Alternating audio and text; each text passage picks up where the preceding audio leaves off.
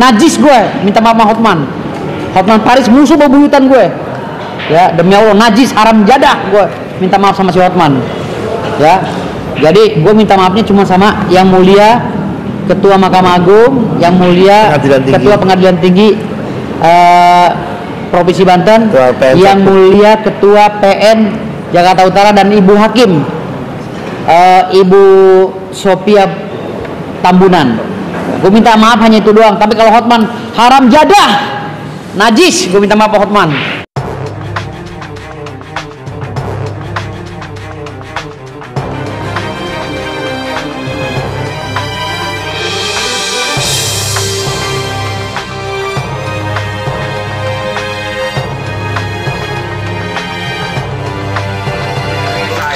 Sudah selesai hari ini, ada 25 pertanyaan yang dilaporkan adalah pasal 207, 217 dan 335 KUH pidana, dan ada 4 nama yang disorot di BAP saya, yaitu 1 Rasman Nasution, 2 Firdaus, 3 yang juga mengucapkan kata-kata yang menimbulkan kehebohan, yaitu istrinya Rasman, namanya Ade siapa?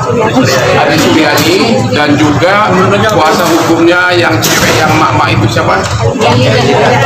Elida Neti. Jadi ada 4 orang, Rasman, Firdaus, Elida Neti, dan Ade Suryani. Okay?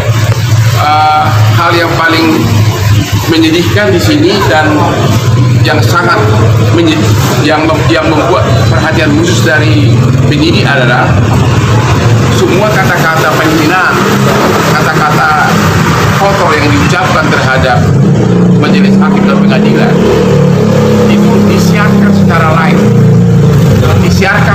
live dari mulai awal sidang sampai akhir, termasuk kata-kata koruptor tidak bisa ganti. Terus masih ada lagi kata-kata yang tidak pantas diucapkan oleh istrinya Rasman, sama juga Adila Neti, dan juga waktu penyidik melihat jelas naiknya si Firdaus ke meja, tidak ada yang maksa, benar-benar sukarela, dan juga tidak ada sama sekali alasan dia gara-gara si Rasman katanya mau dicekek atau mau apa, itu tidak ada, karena videonya ada semua. Jadi saya pun sebagai warga Indonesia menghimbau kepada Bapak Kapolri, karena ini tindakan pertama dalam sejarah peradilan di seluruh dunia, bukan hanya di Indonesia, di mana di depan hakim, depan meja sidang berani mengatakan koruptor, dan juga naik ke meja sidang dengan seolah-olah jagoan begini gaya Firdaus, agar Bapak Kapolri menerapkan pasal 335, karena itu salah satu dari 3 pasal itu pasal yang bisa dilakukan penahanan. Tentang apa tuh, Mas? Perbuatan tidak menyenangkan. Menurut KUH pidana itu walaupun ancaman hukumnya di bawah 5 tahun, tapi dikecualikan, bisa ditahan. Ya, kalau ini orang tidak ditahan, ini benar-benar wibawa hakim dan upaya hukum dan upaya pengadilan sangat runtuh.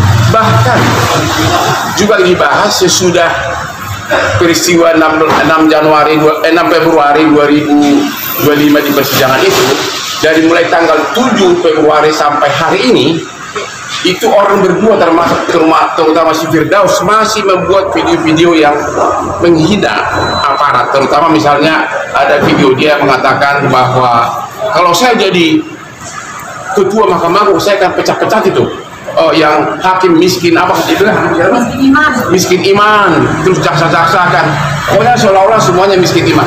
Ya, jadi itu semua hal-hal yang memberatkan. Jadi sekali lagi kalau ini tidak ditahan, maka hati rakyat Indonesia akan sedih, karena semua penghinaan itu dari mulai awal sidang sampai akhir disiarkan live oleh TikTok yang sudah dibawa oleh Rasman Nasution. Justru karena nafsunya itu tidak bisa menyiarkanlah, karena sidang ada keputusan hakim sidang tertutup, makanya dia super marah. Begitu lengkapnya super tim medsos dia bawa, lengkap dengan puluhan bodyguardnya.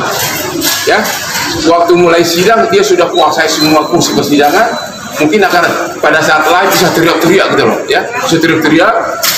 Kemudian pada saat si Adila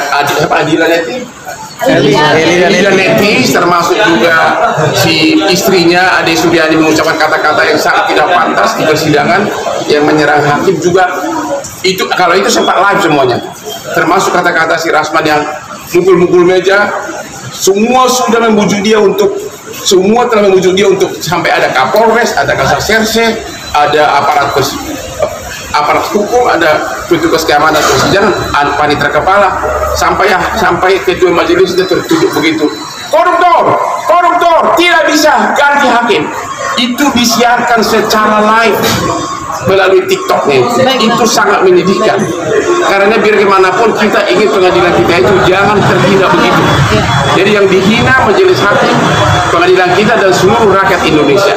Jadi kalau ini nggak ditahan orang seperti ini, maka gimana ya, orang pencuri kayu, pencuri baja sering ditahan sama pencuri ayam.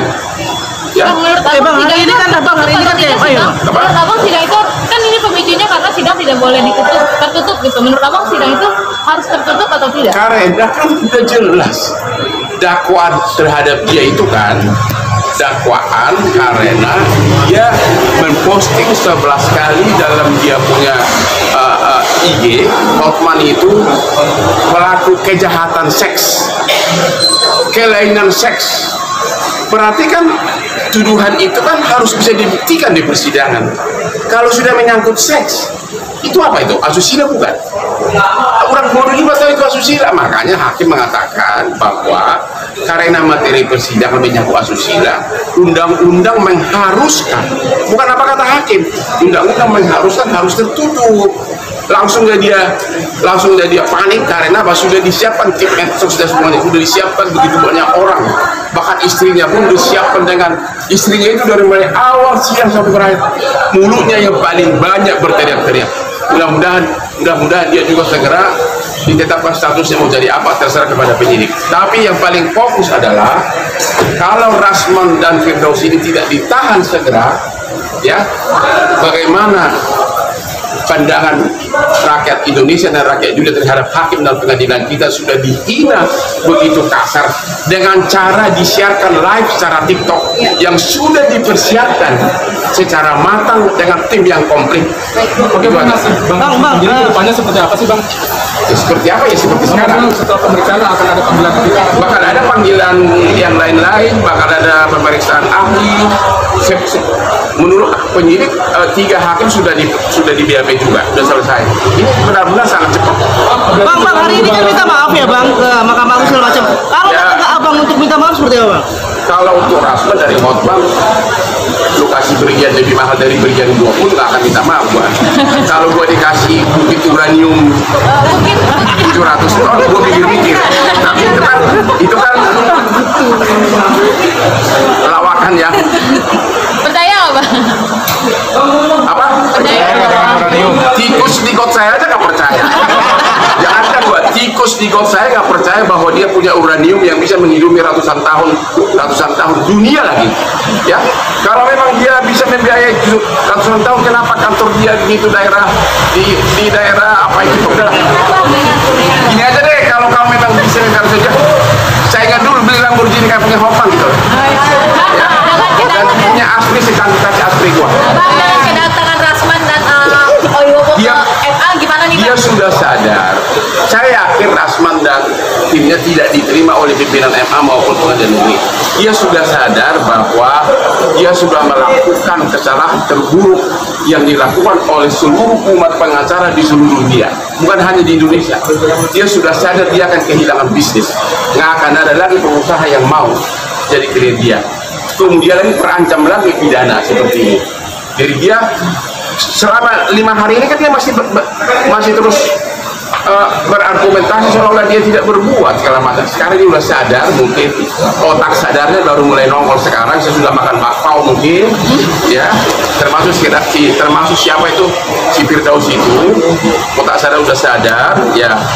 Makanya saya sekali lagi kepada Bapak Kapolri, ya, karena penghinaan itu diucapkan secara live TikTok dari awal sidang sampai keluar kata-kata mau kau kata sama hakim itu, kalau ini orang tidak ditahan, gimana wibawa pemerintah kita, di mana wibawa lembaga peradilan kita, di mana wibawa hakim, di mana wibawa kepolisian juga.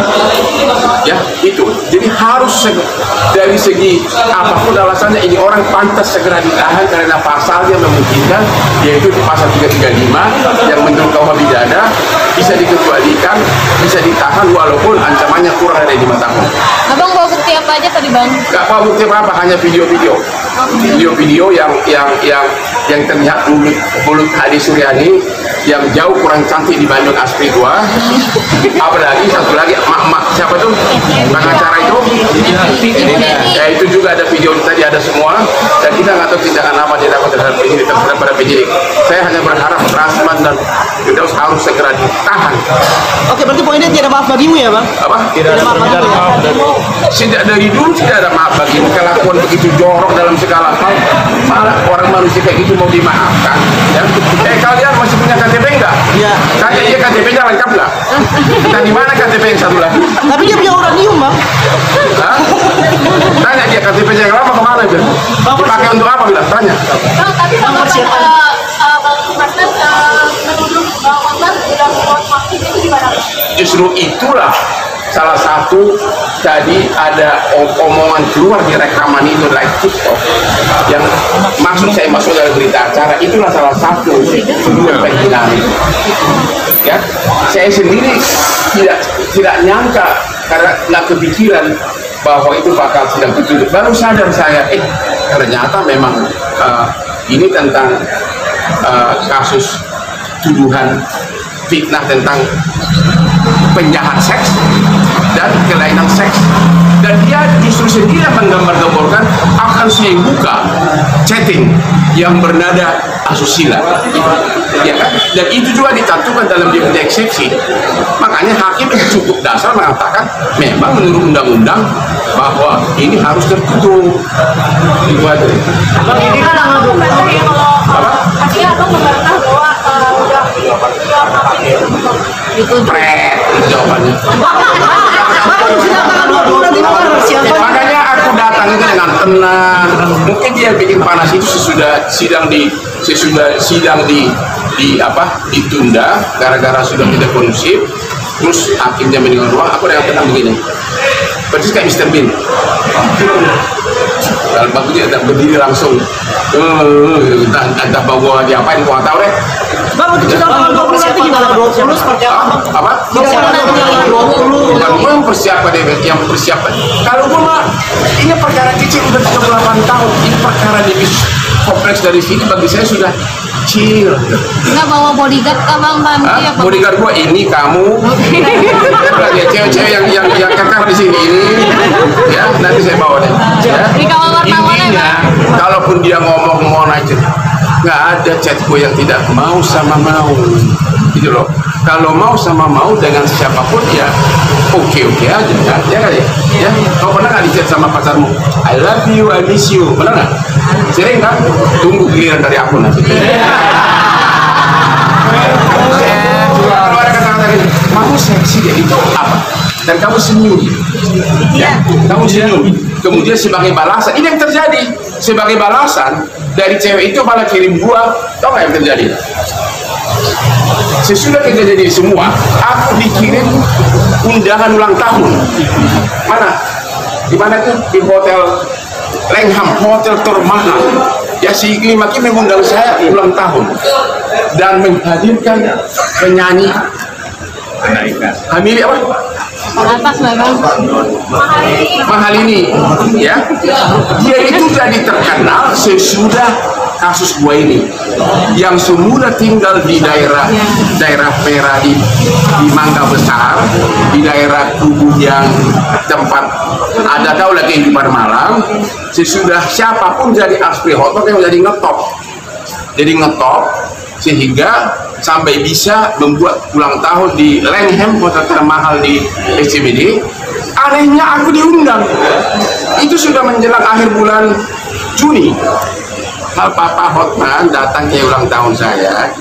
Sebelumnya pun aku juga dikirimin foto dari Bali. Dia main order, hanya sekitar pakai BH doang, ya. Dan aku jawab dengan, aku kangen deh. Di mana di situ pernikahannya? Mau sama mau. Oh, makanya nanti malam saya akan kirim sama kamu. I miss you darling. Ya, kalau dia langsung, oh mimpi Lamborghini ini lagi.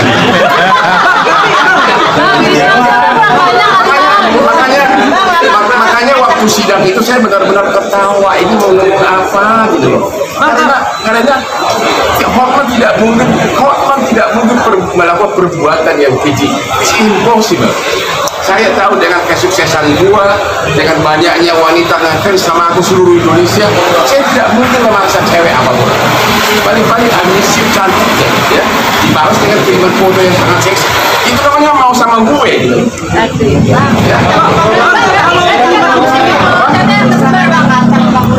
Siapa? Ya terserah kalian, tapi gara-gara dia mengantok masuk TV lah, sehingga dia benar-benar sampai sekarang ekonominya super mahal, ya. Pertama saya dengar dekat dengan salah seorang sultan dari Malaysia, langsung bayangkan bisa menyewa tadi artis tadi di Lengham, kawasan terkenal. Habis itu pernah saya ketemu dia di Atlas Bali, ya, di Atlas Bali dia bagi-bagi duit 100.000, cung. Tapi biarkanlah dia sukses. Cuma ini di frame, direkayasa oleh si Rasman untuk membalaskan dendamnya sama aku. Ini karena dendam. Lu tau kan dendam kenapa? Dia itu dipecat oleh Richard Lee sebagai pengacaranya dalam kasus di Polda lawan Kartika Putri. Dia dipecat di situ kan. Beberapa hari sesudah Richard Lee mecat dia, Richard Lee datang ke kantor saya untuk membuat postingan tentang skincare karena aku dikasih saham dan perlu promo. Jadi mulai makan promo. Begitu sudah promo, besoknya si botak ini telepon saya, kamu remote klien gua ya? Aku nggak remote, saya bilang. Jadi dia itu habis itulah dia bina terus, musuh-musuh gua dikumpulin, mulailah ngomong terus, si Mesut termasuk sama kok masih tombol, dia ajak makan di rumahnya, semuanya ngata-ngatain gua. But I don't care, it's a cake, it's a small cake. Yang gua bikin marah itu adalah yang dibilang di saya penjahat seks. Gua penjahat seks, ceweknya yang mau sama aku, gua pada penjahat. Dari 10 cewek di sini, saya yakin 9 mau sama aku. Apa? Ya itu dia, itu sebenarnya isinya itu. Kalaupun ada chattingan sama cewek, itu bukan penjahat. Penjahat itu melakukan tindak pidana, memerkosa, pedofil, ya kan? Kalau kelainan seks berarti saya ini suka laki-laki. Siapa bilang mau suka laki-laki? Ya asli mau dicantik begini. Sebagai saksi ada lagi nanti bang, ke depan nggak tahu lihat nanti lah, tapi sudah mulai mengerucut. Sekali lagi pasal 335 tentang perbuatan tidak menyenangkan menurut KUH pidana dikecualikan walaupun hukumannya kurang dari 5 tahun bisa ditahan. Ini akan mengobati dan mencegah hal seperti ini terjadi. Kami mau kepada Kapolri agar segera diperintahkan tahan itu orang berdua itu, Rasman sama Firdaus, ya, biar pengen lihat apakah kekayaan uraniumnya itu akan dikirim ke penjara. Sebut aja namanya, ya elah, Rasman, Firdaus, istrinya Rasman sama Elida yang dititik beratkan kan, ya kan? Lalu si Hotman bilang, pasti kalian jadi tersangka, ya kan? Hati-hati lo Hotman, lo juga bakal jadi tersangka, inget. Jangan lo kira gue diam-diam aja, ntar gue buka semua, ya kan? Slow, ya kan? Jagoan mah datangnya belakangan, slow aja. Ntar kalau udah jadi tersangka baru gue umumin, ini sudah menjadi tersangka ya, kau siap-siap, gitu. Ancaman hukumannya 10 tahun lagi, 8 sampai 10 tahun. Kalau kami sebagai organisasi kan ranahnya ranah organisasi ya, berkaitan dengan anggota kami dilaporkan di kepolisian. Tentunya kami sebagai organisasi advokat memiliki divisi pembelaan hukum. Nanti ada lawyer-lawyer yang akan kami tunjuk atau saya sendiri juga akan turun yang akan mendampingi anggota kami. Karena ini kan ranahnya sudah hukum ya, sudah laporan atau aduan. Jadi itu hak setiap orang melaporkan orang lain, itu haknya. Nah, klien kami kan berarti kan terlapor atau teradu di sini. Di situ nanti kami akan mendampingi secara profesional sebagai organisasi. Kami akan sediakan lawyer-lawyer yang terbaik untuk memberikan hak-hak saudara kami ini agar hak-haknya terpenuhi secara hukum. Dan kita masih harus berpegang pada presumption of innocence, praduga tak bersalah. Selama belum ada vonis dan belum inkrah, kita jangan mendahului. Jadi semuanya masih praduga dan praduga. Terima kasih. Tapi poin dari pandangan atau sebagai advokat Radio WiFi sendiri, Bang Firdaus masih lawyer ya? Oh masih, karena belum pernah kami berhentikan. Itu yang pertama. Yang kedua juga dari kejadian kemarin, kami pandangan kami sebagai organisasi ya, tidak ada pidananya. Naik meja itu tidak ada pidananya, nggak ada yang kerusakan, tidak bisa dikenakan pasal pengerusakan. Pemukulan, apakah beliau mukul orang? Tidak. Mendorong? Tidak. Penganiayaannya nggak masuk. Ya, terus lagi penghinaan pasal 35. Apakah dia memaki-maki waktu itu? Tidak. Jadi kami masih bingung di mana pidananya anggota kami Firdaus Wibowo ini. Makanya biarlah berproses secara hukum, kita kawal. Kita kawal, kita bela haknya. Terima kasih. Balik itu sudah saya siapkan semua berkas-berkasnya. Ada laporan balik terkait dengan laporan tersebut. Kami sudah siapkan semua laporannya. Ada sekitar 4 laporan. Ada pasal 170, ancaman hukumannya di atas 5 tahun. Ada pasal ini, pasal itu nanti kita buka ya. Tapi kita sementara kita skip dulu. Belum kita bahas ya untuk lapor balik. Kita udah persiapkan semua materinya, bukti-buktinya udah kita siapkan juga. Nanti kalau seandainya ini buntu, baru kita adakan gerakan perlawanan.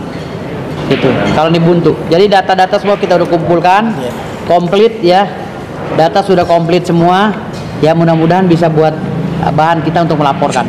Tapi sekarang kita nggak ngelaporkan dulu. Kita lagi nunggu dulu tensi daripada permasalahan ini. Kita lagi cooling down. Ya kita cooling karena kita baru minta maaf kan sama mahkamah. Tapi tidak untuk Hotman ya. Najis gue minta maaf sama Hotman. Hotman Paris musuh bebuyutan gue. Ya demi Allah najis haram jadah gue minta maaf sama si Hotman. Ya. Jadi gue minta maafnya cuma sama yang mulia Ketua Mahkamah Agung, yang mulia Ketua Pengadilan Tinggi Provinsi Banten, yang mulia Ketua PN Jakarta Utara dan Ibu Hakim Ibu Sophia Tambunan. Gue minta maaf hanya itu doang. Tapi kalau Hotman haram jadah, najis, gue minta maaf Hotman. Ya perang, fight, pecah-pecahan. Bagaimana menjarakannya? Caranya ajarin dong. Siang menghina siapa? Orang justru gue lagi ngegaung-gaungkan pengadilan biar semuanya pada nonton bahwa peradilan Indonesia kayak begini sekarang. Gue lagi memberikan message, pesan kepada negara bahwa peradilan inilah wajah pengadilan saat ini. Gitu loh. Ya kan pelapor itu siapa, yang dilapornya siapa kan gitu. Kan yang dilapor ini kan ada banyak. Nanti juga kami sebagai terlapor akan meminta jaksa juga diperiksa. Kami minta juga 2 orang yang pakai batik itu diperiksa. Kami minta juga orang yang pertama kali teriak. Yang pertama kali teriak di luar itu, yang memprovokasi, diperiksa juga. Yang gue minta Pengadilan Jakarta Utara membuka CCTV dari mulai persidangan pertama sampai persidangan keempat. Bagaimana kami itu kelakuan tindakan hakim pada kami. Gitu loh. Biar benar-benar terurai. Jangan langsung ke naik mejanya, itu ada peristiwanya. Naik mejanya itu terakhir buntut daripada kekecewaan. Jadi secara komprehensif dibuka pelan-pelan. Nanti di polisi gue minta juga agar polisi ngambil CCTV pengadilan. Panggil semuanya. Nanti kan bisa kelihatan siapa yang salah, ya enggak? Itu dong. Itu namanya orang cerdas, ya enggak? Besok kan juga sayangnya gue nggak jadi menteri sih. Kalau jadi menteri gue program gue pecah-pecatin yang goblok-goblok asli. Sayangnya gue nggak disuruh sih Prabowo jadi menteri. Disuruh jadi menteri sebulan aja gue habis tuh, gue pecatin semua yang bego-bego, yang maling, yang koruptor. Bang, besok kan tanggal 20 kan akan sidang ini Bang. Ya kan Abang datang. Nah, posisinya Bang Firdaus nih, Abang kan sudah sebagai ketua naungan dari Bang Firdaus Boyo. Gimana Bang?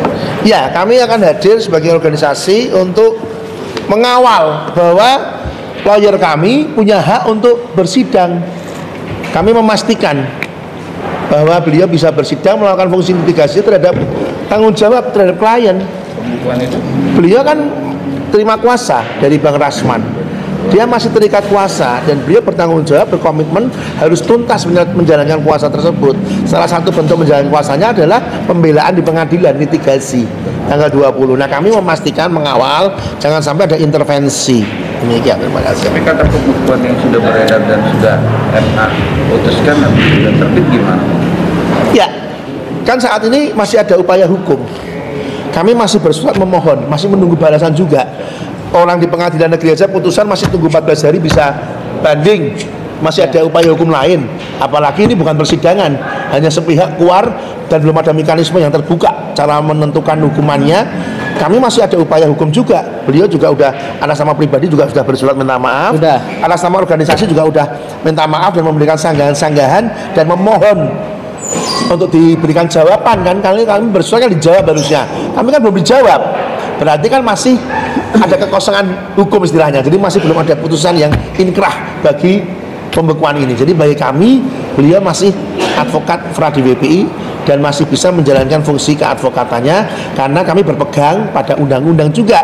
Kami nggak ngawur. Kami punya pijakan hukum undang-undang advokat yang menyatakan bahwa pemecatan yang bisa melakukan adalah setelah dilakukan sidang Dewan Etik, dan Dewan Etik kamilah yang bisa mengeluarkan sanksi atas kesalahan yang menurut kami cukup berat sehingga harus dipecat.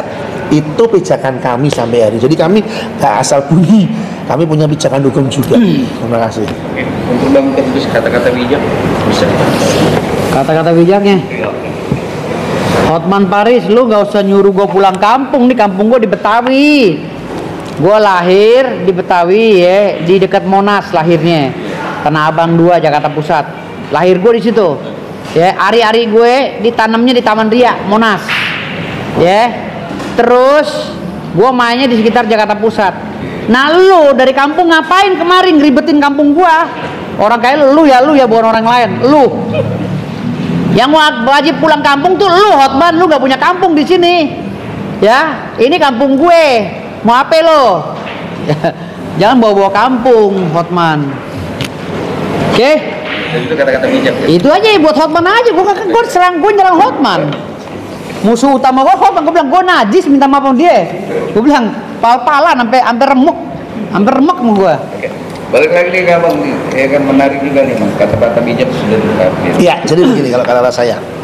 Apabila di sebuah komunitas engkau melihat sebuah ketidakadilan atau kesewenang-wenangan terjadi kepada rekanmu dan kau tahu itu tidak adil, jangan diam diri, speak up, tolong orang itu, karena apa yang menjamin kamu bukan jadi orang itu di kemudian hari. Saya Armstrong sendiri membedah kasus Hotman Paris, Rasman, Arif, dan Firdaus dalam perspektif filsafat hukum. Pada saat mendampingi HR Darsono dalam kasus Priok ya, itu kan sempat juga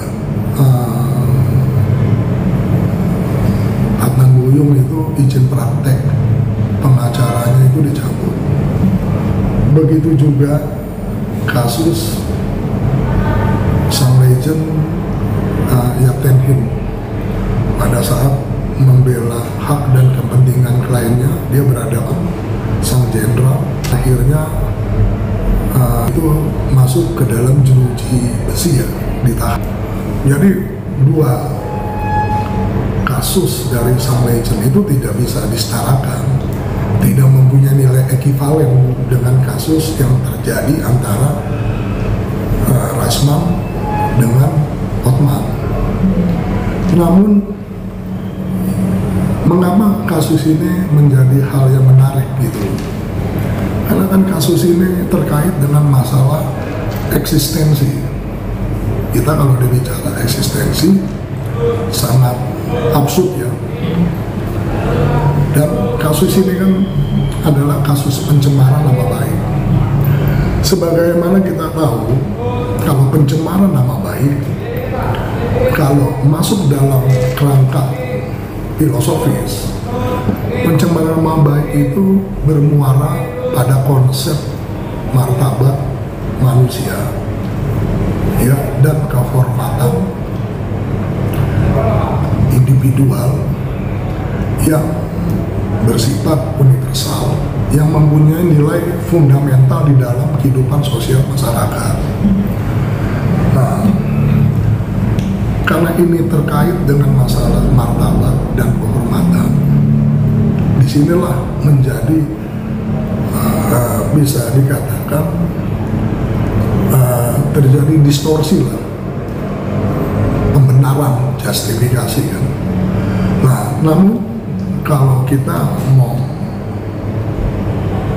mengkaji lebih jauh lagi dalam filsafat, sebenarnya perspektif filosofis itu dapat digunakan untuk memahami pencemaran nama baik. Nah, pemahamannya itu kalau di dalam filsafat itu ada 3 hal yang harus kita uraikan. Pertama, kalau kita bicara untuk pemahaman pencemaran nama baik bisa digunakan sebagai pengertian tentang hal tersebut, kita harus merujuk pada konsep etika moral. Nah, di dalam konsep atau perspektif etika dan moral, di situ jelas Immanuel Kant itu mengatakan bahwa tindakan manusia, ya, itu harus berdasarkan kewajiban moral yang universal, ya. Jadi menyebarkan fitnah atau mencemarkan nama baik itu dapat dipandang sebagai merusak reputasi karena menyebarkan informasi yang tidak benar dan menghina. Nah, di situ juga Immanuel Kant mengatakan selain reputasi dirugikan dan martabat manusia dirugikan, bahwa ada hal juga bahwa tindakan tersebut itu melanggar prinsip moral dan imperatif kategoris, melanggar imperatif kategoris. Jadi ada 2 hal yang disebutkan oleh Kant, bahwa pencemaran nama baik yang dilakukan merusak reputasi atau martabat itu melanggar prinsip moral pertama, kedua itu melanggar imperatif kategoris. Nah, imperatif kategoris itu yaitu adalah manusia itu sebenarnya nggak bisa dipakai sebagai alat tujuan tertentu. Nah, ini kan sebenarnya kita dipertontonkan oleh saudara Rasman dan saudara Hotman. Mereka saling tuduh menuduh, saling membangun nilai kebenaran masing-masing dalam perspektif masing-masing. Dalam perspektif masing, tanpa disadari itu sebenarnya udah melanggar prinsip moral. Tanpa disadari itu sebenarnya subjektivitas yang bersangkutan antara individu yang satu dengan individu yang lain itu dipakai sebagai alat tujuan, gitu loh. Nah, itu kalau kita mengacu dalam perspektif Immanuel Kant. Nah, sebenarnya di dalam perspektif etika dan moral itu juga ada disebutkan oleh seorang tokoh, ya, Jeremy Bentham dan John Stuart Mill. Itu di dalam etika utilitarian, dia mengatakan bahwa pencemaran nama baik juga harus didasarkan pada pertimbangan yang konsekuensi. Jadi harus dia mempunyai nilai konsekuensi. Jadi konsekuensi ini disebutkan begini: kalau pencemaran nama baik lebih banyak merugikan masyarakat daripada manfaatnya, itu sebenarnya sama juga sudah tidak etis gitu loh. Nah ini kan apa yang terjadi antara saudara Rasman dan saudara Hotman, ini kan kita lihat, kita dipertontonkan lebih banyak nilai kerugian yang tidak mempunyai nilai pendidikan gitu loh, ya kan, daripada nilai manfaatnya, rakatnya. Nah itulah sebenarnya udah melanggar sebagaimana yang disebutkan oleh Jeremy Bentham dan John Stuart Mill. Nah itu pada bicara tentang etika moral, mengenai perspektif etika dan moral. Nah berikutnya, kalau kita mengacu untuk memahami pencemaran nama baik, itu juga ada pada poin kedua, itu mengenai perspektif hak dan kebebasan. Nah kita bicara tentang perspektif hak dan kebebasan, ya memang hak atas nama baik, ya kan, hak atas nama baik dan perlindungan dari tindakan yang merendahkan martabat, ya itu memang selalu dikaitin dengan hak privasi kan, ya kan, selalu dikaitin dengan hak privasi.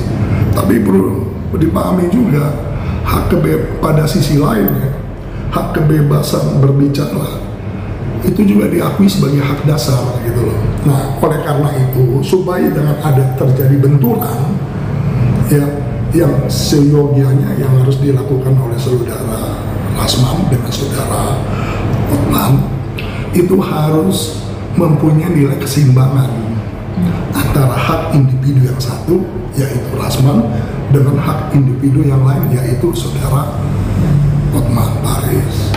Nah itu harus ada nilai keseimbangan. Nah, berikutnya, kalau kita mengacu di dalam teori kontrak sosial yang digulirkan oleh John Locke dan Montesquieu, dia mengatakan sebenarnya sebagian hak individu kita itu kita udah serahkan kepada negara untuk perlindungan hukum, ya kan? Karena kita sudah menyerahkan kepada negara sebagian hak individu kebebasan kita, maka negara mempunyai kewajiban untuk melindungi dari tindakan yang merendahkan martabat mereka, dari hal yang tidak adil. Nah seharusnya saudara Rasman, ya Arief Nasution sebagai seorang mempunyai pendidikan yang tinggi, begitu juga saudara Hotman Paris yang mempunyai nilai pendidikan yang tinggi, seharusnya bisa memahami hal tersebut, gitu loh maksudnya. Paham nggak maksudnya? Ya kan? Karena kita menyadari sebagian diri kita ini sudah kita serahkan kepada negara kalau kita bicara teori kontrak sosial. Nah, berikut yang terakhir itu mengenai tentang teori diskursus. Teori diskursus itu dilakukan oleh Jürgen Habermas. Dia mengatakan dalam masyarakat sosial yang demokratis, ya, memang kebebasan berbicara itu penting untuk membangun yang namanya diskusi publik yang sehat. Namun kalau kebebasan berbicara itu disalahgunakan, itu dapat merusak rasionalitas dan konstruktif. Nah mereka ini berdua ini, ya kan, komunikasinya itu yang terjadi, yang kita dipertontonkan itu nggak rasional dan tidak konstruktif. Demikian kalau kita memahami dalam konteks mereka berdua, itu memberikan presiden yang tidak baik buat masyarakat. Ya kita bersyukur ya, kita bersyukur dengan ada peristiwa itu, organisasi advokat KAI itu responnya cepat,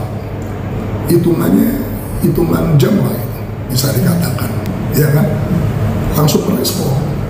Begitu juga Mahkamah Agung itu sangat cepat merespon, ya kan, karena sebenarnya tadi yang saya bilang dari awal, ini kasus ini sebenarnya remeh-temeh gitu loh, ya kan. Maka saya katakan mereka bertiga dalam hal ini, Hotman Paris, Rasman, Firdaus, sebenarnya tidak ada yang salah, tidak ada yang benar, cuman tidak bisa memposisikan dengan cara bijaksana gitu. Kalau kita mengacu pada filsafat tadi, gitu. Ya, saya bilang ya, Mahkamah Agung itu tidak serta-merta mengambil suatu keputusan. Mahkamah Agung itu pasti merespon request dari sebuah organisasi induk. Misalnya kita anggap Firdaus, tapi saudara Firdaus juga kan harus tahu juga, sebelum dia menjadi advokat kan tentunya ada step by step yang harus dilewati ya. Dia harus menjalankan yang namanya PKPA, dia harus menjalankan yang namanya ujian calon advokat, dia juga harus menjalankan pelantikan organisasi, dia juga harus menjalankan pelantikan sumpah di pengadilan tinggi. Nah, itu semua yang mengkoordinasi, memfasilitasi itu adalah organisasi induknya. Dalam hal ini organisasi Kongres Advokat Indonesia. Jadi kalau kita mencoba meminjam informasi dari organisasi advokat KAI ya, bahwa pasca setelah kongres di Bandung kan, bahwa kasusnya Firdaus itu akan dilakukan oleh organisasi induknya untuk surat ditembuskan ke Mahkamah Agung.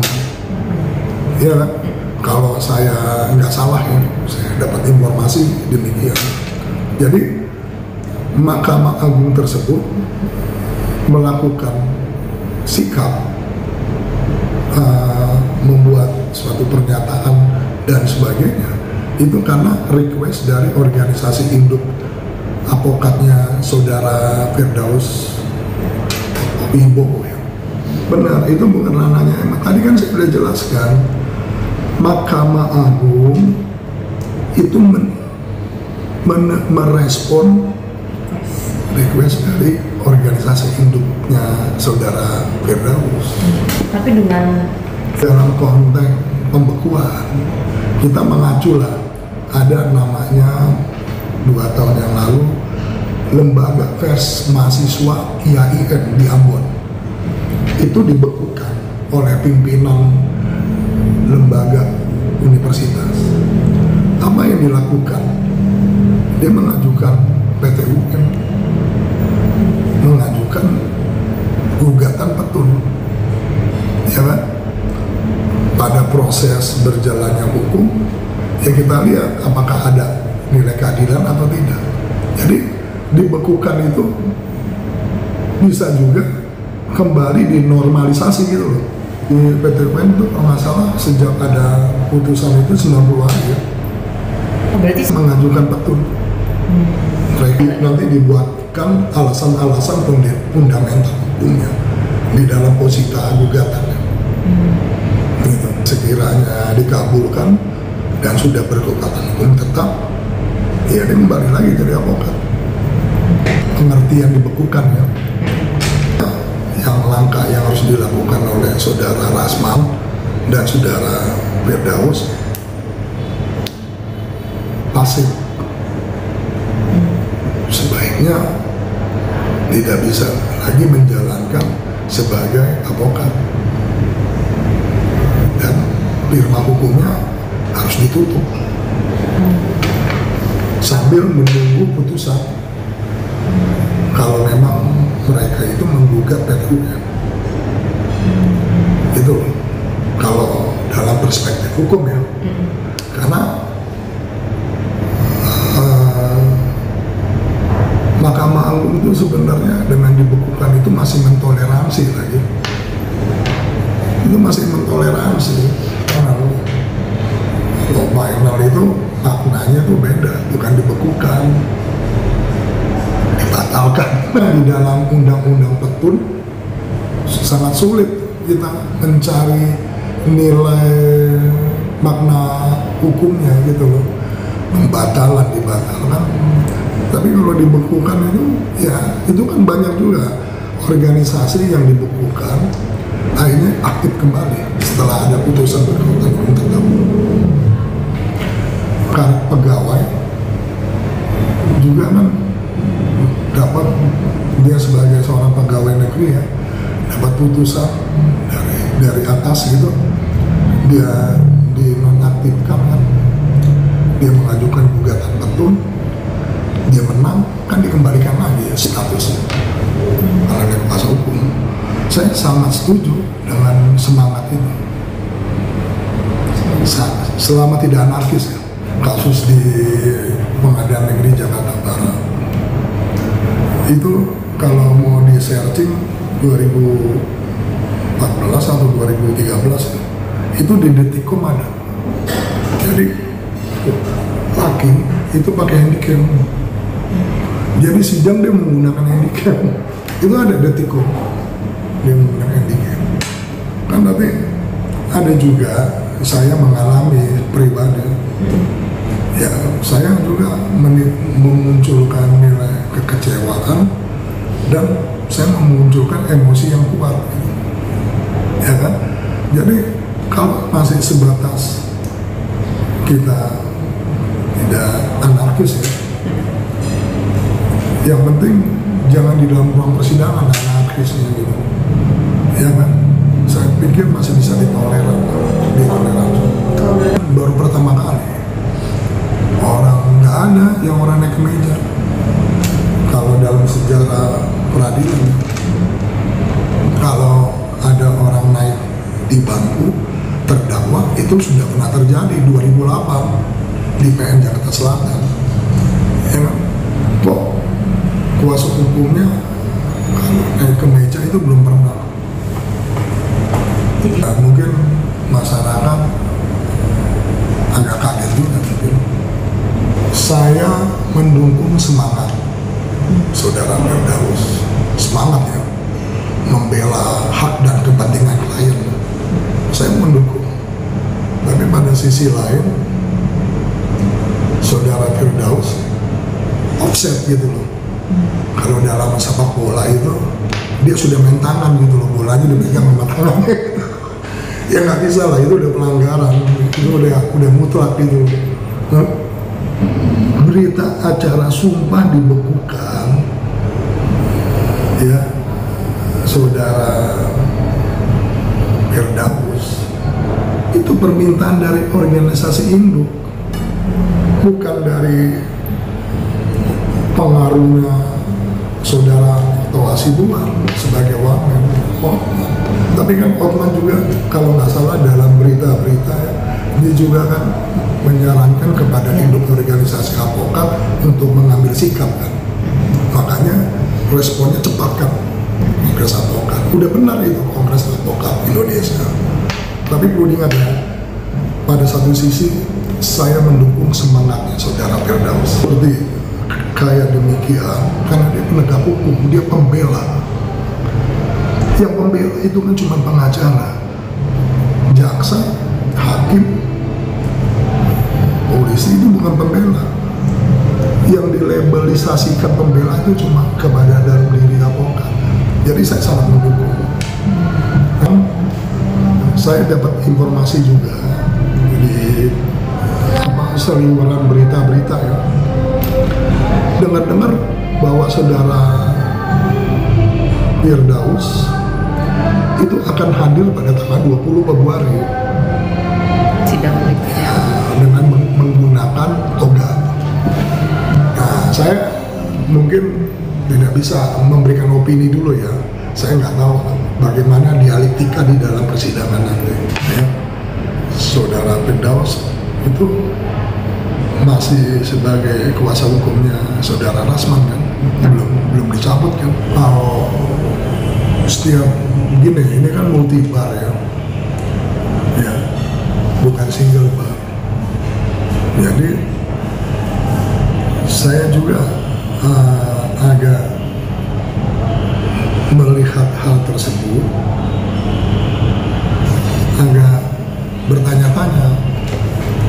Kan seharusnya kalau dia masuk ke dalam organisasi advokat baru, pertanyaan saya, kedudukan advokat Saudara Firdaus yang dinyatakan atau bisa dimaknai sudah dikenakan sanksi misalnya oleh organisasi induk yang lama. Ya, dengan juga ada pembekuan berita acara sumpah. Eksistensinya dia pindah ke organisasi advokat baru, berarti tanpa berita acara sumpah dong.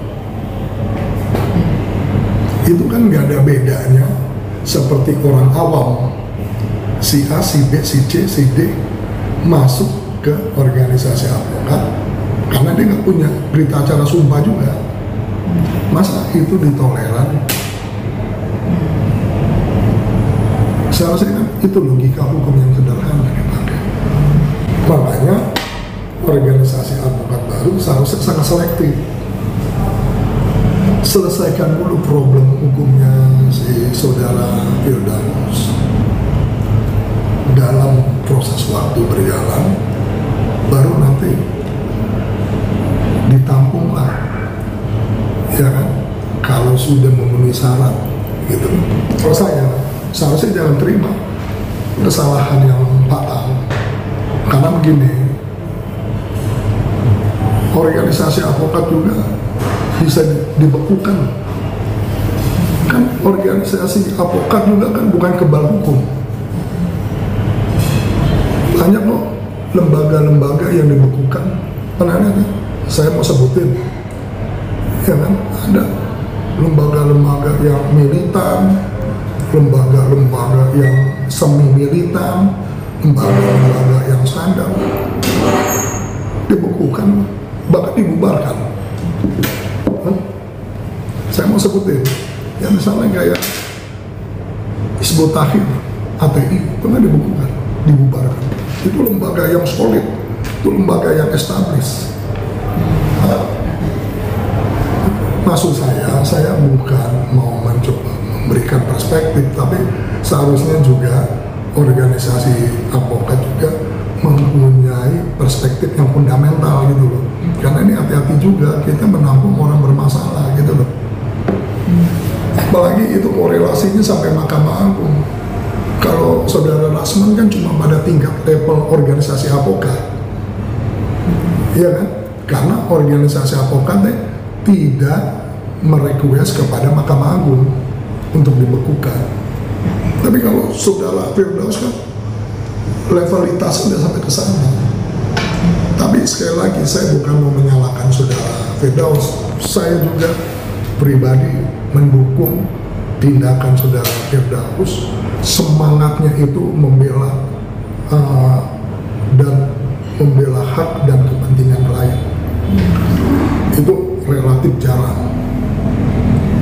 Karena saya tahu banget jarang pengacara, advokat atau pengacara yang benar-benar bersungguh-sungguh membela klien. Maaf ya, saya nggak pernah merasakan kuliah di swasta sih. Jadi saya sekolah yang benar, sekolah saya UI Salemba, gitu loh. Jadi saya nggak tahu bagaimana prosesnya, pendaftarannya, saya nggak ngerti, nggak paham. Jadi saya no komen kan pada saudara Rasman, karena saya juga advokat. Saya mendoakan pada saudara Rasman, saudara Firdaus, moga-moga di tanggal 20 Februari ada mujizat itu loh. Hakimnya bijaksana, ya kan? Ya kan? Biar semua terungkap nilai keadilan yang sejatinya gitu loh. Gitu. Saya rasa sih demikian ya. Nah, kita tunggu sampai tanggal 20 Februari baru kita lanjut lagi pembahasan. Dalam memperjuangkan haknya, kan awal mula secara material kejadian ini terjadi itu disebabkan oleh terbuka atau tertutupnya sidang yang akan diproses oleh Pengadilan Negeri Jakarta Utara yang memproses terdakwa rekan Rasman Karim Nasution dengan pengacaranya, tim pengacara si Firdaus rekan Firdaus Oibowo ya. Nah, di sini saya mencermati bahwa memang untuk memperjuangkan haknya, mereka sangat menunjukkan perjuangan yang sangat luar biasa. Sehingga yang namanya dipertontonkan ya di VT yang kita lihat luar biasa. Nah, akan tetapi memang kekurangan yang mendasar adalah di dalam VT tersebut adalah keributan yang ya mempermalukan profesi advokat itu sendiri, yaitu dengan menunjukkan bahwa kegaduhan dan tidak tunduknya terhadap etika yang dipahami oleh masing-masing advokat tersebut. Mungkin bisa ditambahin? Iya, saya hanya menambahkan aja ya. Perlu adanya kesamaan satu kode etik di antara organisasi advokat. Karena organisasi advokat ini kan udah lebih dari 70 di Indonesia ini. Nah, di antara mereka sendiri punya kode etik masing-masing. Nah, kode etik ini kan perlu ya ada sanksi, misalkan sanksi yang seperti itu sebenarnya nggak perlu sanksi berat gitu loh. Kan ada peringatan dulu, ada teguran tertulis, peringatan, kemudian teguran keras gitu loh. Nah, di situ tiap organisasi perlu menyatukan satu single bar terhadap sistem kode etik. Walaupun nanti ada Dewan Presidium harusnya dibentuk sesegera mungkin untuk advokat ini punya etika dalam bersidang, kemudian dalam pelatihan juga harus diajarkan. Karena ini udah ya kita tahu sendiri ya, banyak melibatkan advokat juga. Misalkan ada suap penyuap, ada advokat di sana. Kemudian ada pemerasan terhadap bersama aparat hukum, di sana juga ada advokat. Nah, makanya advokat ini juga harus dibikin seragam kode etiknya. Itu aja sih. Nah, untuk saudara Firdaus, saya mendukung dia pindah ke organisasi lain, karena juga di dalam organisasi kan harusnya ada pemeriksaan dulu, dipanggil, kemudian ditanyakan sebab akibat kenapa melakukan tindakan di ruang sidang yang kita lihat bersama itu. Jadi tidak harus ada pemecatan, tapi kan harus ada teguran keras misalkan, harus ada peringatan. Nah, ini kan pemecatan. Nah, kemudian kita ada 70 organisasi, dia pindah itu haknya dia, nggak ada masalah juga. Banyak juga advokat lain yang benar-benar masuk penjara, kemudian keluar masih jadi advokat. Kita tahu banyak contohnya, nggak perlu kita sebutkan di sini.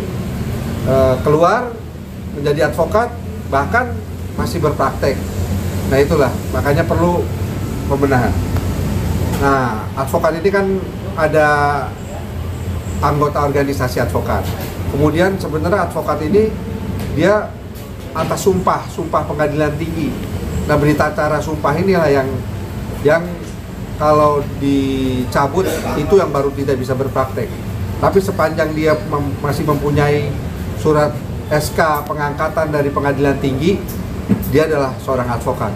Walaupun nanti organisasi di mana terserah. Kalau saya sih ya, mungkin situasi saat itu menjadi gaduh karena mungkin juga ada perasaan ketidakadilan oleh saudara Firdaus. Makanya dia melakukan hal-hal yang di luar nalar kita. Akhirnya dia beraksi seperti itu. Ya, saya sih secara tidak langsung memang mendukung aksinya, namun terlepas dari itu juga jangan terlalu berlebihan untuk protes. Demikian. Iya, dia juga sebenarnya boleh meminta untuk tadi terbuka untuk umum kan, namun kan hakim berpendapat lain, meminta untuk tetap tertutup. Ya, kita sih maunya lah sesama advokat sesama bis kota ya selesain aja musyawarah dan mufakat lah, gitu harusnya. Ya, yang jelas memang harus didudukkan kembali. Profesi advokat itu adalah officium nobile, profesi yang mulia, sehingga ketika saling melaporkan antar advokat itu menjadi sebuah kecerobohan yang memalukan. Kenapa saya bilang sedemikian? Seharusnya dengan etika yang sudah dipahami dan dilakukan dan dilaksanakan di keseharian dalam melaksanakan profesi advokat, Dewan Etik, Dewan Kehormatan Advokat adalah jawaban atas segala macam permasalahan yang timbul di antara profesi advokat tersebut. Artinya ketika ada permasalahan di antara kedua advokat atau lebih, itu tidak perlu diselesaikan dengan melapor polisi atau sampai ke lain-lain forumnya. Forumnya cukup ke Dewan Kehormatan atau Dewan Etik Advokat saja.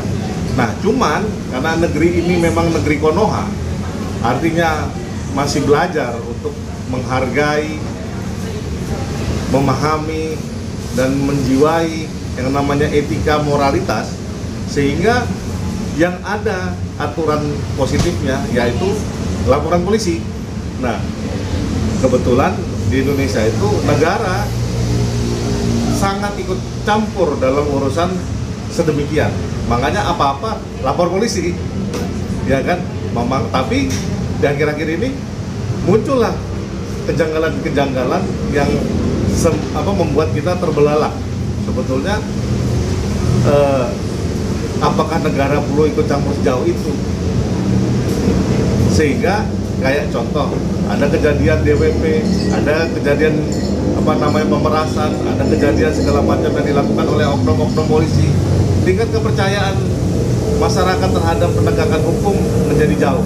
Padahal sebetulnya yang harus ditegakkan adalah etika dan moralitas.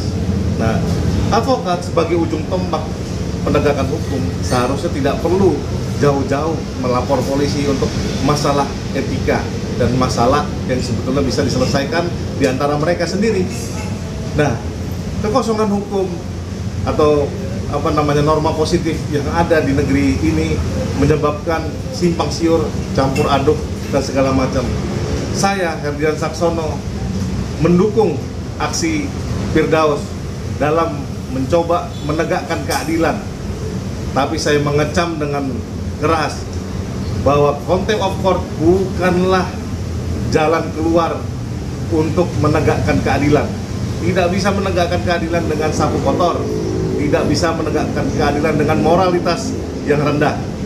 Artinya profesi advokat harus tetap dijaga marwah dan kewibawaannya tetap menjadi officium nobile. Yang utamanya memang tidak bisa dipersalahkan karena memang tidak ada norma positifnya di Indonesia. Alias tidak, sesuatu yang tidak diatur berarti diperbolehkan. Artinya laporan polisi itu sah.